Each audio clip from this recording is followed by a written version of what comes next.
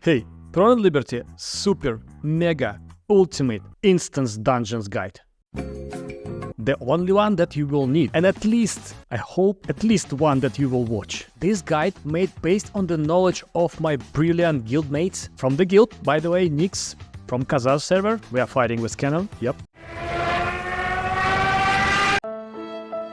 Send the proper thanks for them. Atsuko, Sherwin, and also data from these guys. Why the instance dungeons are so important. They are one of the main in-game activities to get your new gear. Except of the world bosses, event bosses, and guild bosses, this is the way how to get the materials for the craft purple gear, skills and upgrades, and purple gear itself. Every dungeon is 6 people group encounter with some mobs, few small bosses for the materials, and one main boss with a different interesting mechanics and last chest in the end. From what you can get, gear, recipes, materials and a small box with some particular gear to your liking.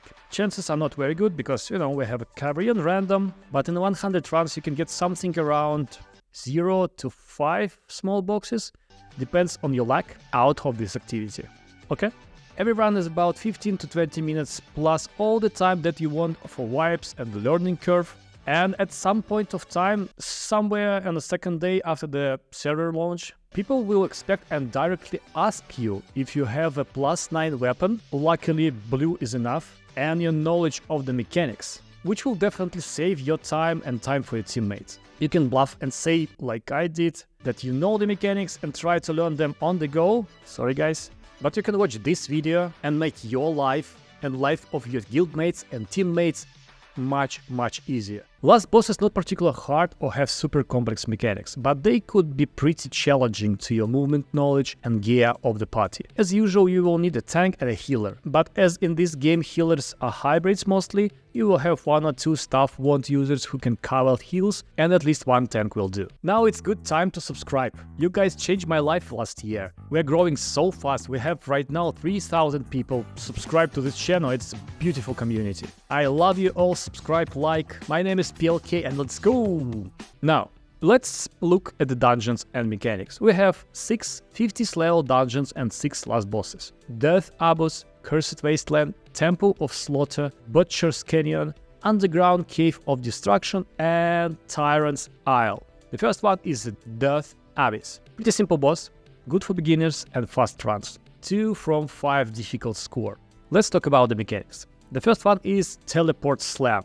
The boss will teleport to the furthest player and perform a big AoE slam. Then teleport to the new furthest player and perform another big AoE slam, followed by a blockable attack. The good thing that all AoE blockable attacks or important action from the bosses in this game are telegraphing by screams and purple thingy that you can see right now on the screen that will appear on the boss itself. So in this particular boss, during the teleport slams, players should position themselves in between the tank and bait player. The bait and tank should direct the AoE away from the party.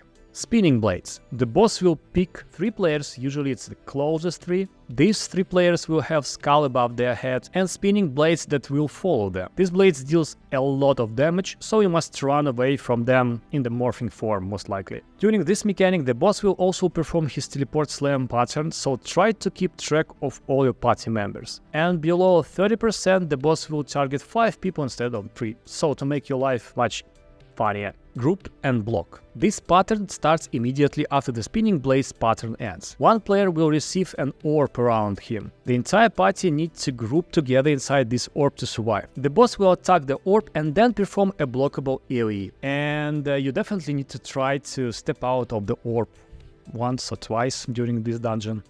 Your teammates will be happy and will be really pleased of your actions. Yep. Did that a few times. Okay. As I said, pretty easy boss, and most of the mechanics people will learn on the go. The main is to block AoE every time he screams and to do the orb mechanic. That's all. Cursed Wasteland.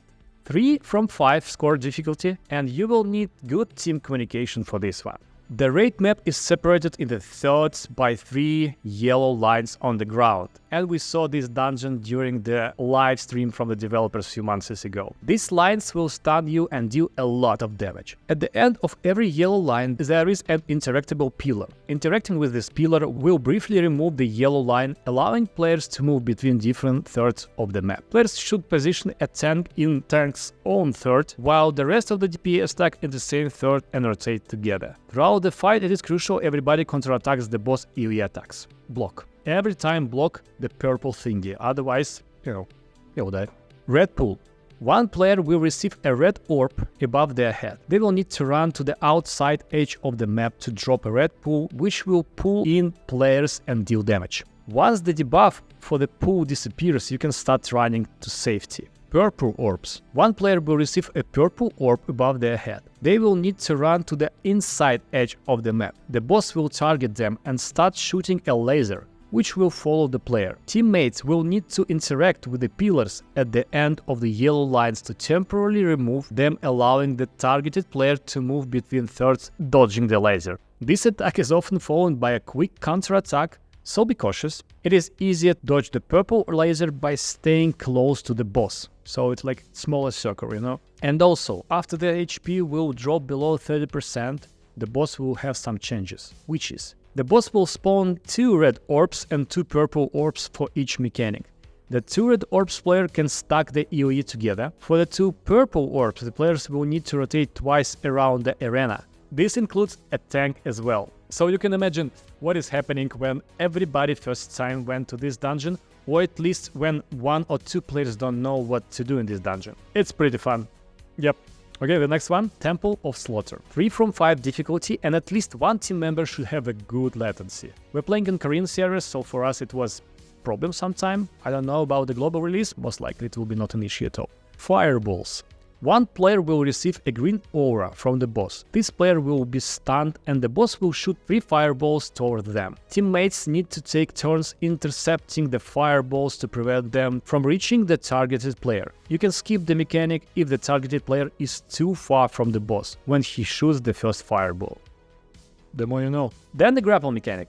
The boss will jump to the center of the arena and spawn 4 small blue pillars around the map. One player will need to grapple off the pillars and fly to another set of blue pillars in the air. They will need to grapple off the second set of the pillars, then to fly to the center of the map to land above the chandelier. Above the chandelier is a lever, which when activated enables the 4 grapple hooks around the map. The rest of the party needs to interact with the grapple hooks to pass the mechanic, super similar to the dungeon on level 30. And also, this dungeon has so-called cheesy mechanic, which I will not show here, because it's exploited and I hope they will fix it, but it's some way how you can do all of this without the mechanics, and maybe I will show you this in the next video, I don't know. Butcher's Canyon, 4 from 5 difficulty. Team needs really good communication here for ship mechanics. So, let me explain. There are 4 pillars surrounding the arena at the north, east, south and west. These pillars will alternate between red and blue after the mechanic. This fight is difficult to learn and highly dodge intensive. This fight you have to communicate with your teammates to change the tactics during this fight. So attacks by the boss are pretty simple and generally goes as followed. Block, fire pillars for the players, then block, then jump, then block, fire pillars, then mechanic. So the mechanics are most crucial and critical part here. DPS is very important in this fight. It is highly recommended you will use Asterlights, buff food, DPS potions, guardians, and appropriately rotate buffs accordingly. So the first mechanics is fire rings. The boss will pull everyone into the middle of the arena and spawn rings of fire. These rings will stun and burn you to the death if you walk into them. Players will need to jump over the rings and activate the 2 red pillars outside of the arena. The red pillars will always spawn opposite each other, so it's a smart thing to do to separate team 1 and 2 pillar and 4 and 3 pillar, right? After the first stage, you will see the ship mechanic. This mechanic alternates with the fire rings. The boss will pull everyone to the middle of the arena and then summon rings of the fire like it was before. The first time, players will be transformed into the ship, which will explode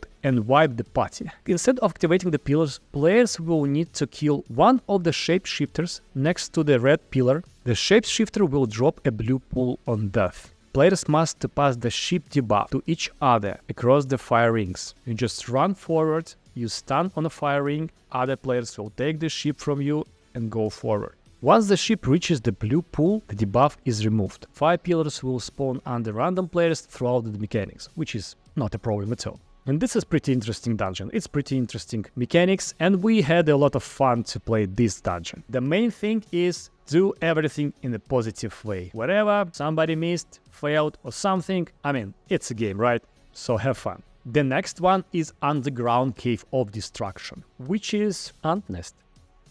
I mean, Lineage 3. Told you. 4 from 5 difficulty score, and you will need a good healer or better 2 hybrids. So the first mechanic is red and blue ants, which is skippable. These ants will spawn as well as an electric lightning field. These ants need to be killed in order to enter the lightning field, which summons a pillar to help you fly to the next mechanic. You do not need to do that. It is recommended to instead kite the ants and push DPS instead. You can skip this mechanic with a, easy peasy. Lemon squeezy. And also the ants are very tanky and it's a lot of waste of DPS. So don't do that, it's just you need to know why are they there. And the main mechanics are the following. The pillars. Players will need to split up and run to different pillars around the map. 3 in total. Wait for the orange egg to explode before running to the top of the pillar. One of the 3 pillars will spawn a gem ant on top. Every player after the big explosion from the ant queen needs to rush into the gem ant and kill it as soon as possible to avoid stacking too many poison debuffs. And the next one is yellow larva. Everyone will receive a yellow larva on their head. 2 players will need to stack together to transform the yellow larva into the green ones. Once green, the 2 players then need to split up and stand on the top of another yellow player to remove their larva. Green players can only eat 2 other larvas without taking damage. The green larva will do an AoE explosion, so after eating 2 people yellow larva, they should stay away from the rest of the party. Sounds complicated. In real life, it's pretty simple. Just watch this video a few times and then go and have fun with your friends. And the last one. So, the Tyrants Isle, and you will need really good DPS. Each party member should pick their own blue flower before the fight. This flower is important for the red run mechanic. The boss will perform many AoE blockable attacks. It is crucial that everyone blocks these attacks since they do a lot of damage. Attacks usually occur in the following order: blockable AoE, Starfall, blockable AoE, Geysers, red run, repeat. So, Starfall. The boss will shout, "I will fry you," then drop 3 meteors that explode in a cross shape. These meteors fall very quickly, so you should start dodging them before, as quick as possible. The geysers. The boss will shout, "Try to dodge this motherfucker." Yep. And 2 of the 4 geysers around the map will start bubbling. These geysers are safe spots. Everyone will need to run to their nearest safe spot as quick as you can. And the geysers will then launch everyone up in the air, allowing them to dodge the boss AoE attack. Make sure to morph into the glide to avoid taking fall damage. Because I did 2 times. And the last mechanic is a red run. This mechanic happens shortly after the geyser mechanic. The boss will pull everyone into the center of the map and transform them into the reds. Reds have a unique skill to dig or hide underground. First skill in your skill bar. Reds will need to run to the blue flower to transform back to normal. The boss will perform an AoE attack that reds will need to dodge by hiding underground. To pass the mechanic, players will need to do the following: get pulled to the center, run halfway to the flower, dig underground to dodge the AoE attack, continue running to the flower to transform. And that is all! I hope you liked the video and approach to these guides. Comment below what is wrong with this video, or maybe you know some cool advices for the community. Comment below, I'm really interested about that. Definitely subscribe and like this video so YouTube algorithm will know that, my community like it and other guys can see it as well. And everybody will be educated and we will have a good dungeon runs. Hopefully. Of course, super big thanks for the guys who helped to get all this information and have this knowledge base. I love that I can provide it to you guys. I will see you in the next one. Bye.